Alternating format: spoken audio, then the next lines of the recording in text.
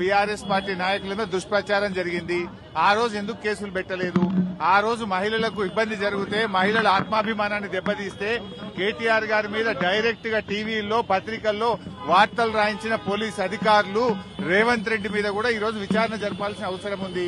అన్ని విషయాలు కూడా బయటకు రావాలి. కావాలని రిటైర్మెంట్ కు దగ్గరగా ఉన్న అధికారులను సిట్ లో పెట్టి, రిటైర్మెంట్ కు దగ్గరగా ఉన్న అధికారులను ఉపయోగించి ఇవాళ మా మీద రకరకాల ప్రయత్నాలు చేస్తున్నారు.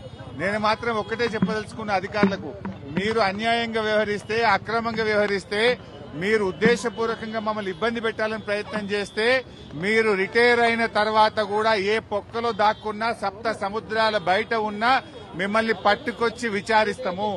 ఎవరిని వదిలిపెట్టే ప్రశ్నే లేదు.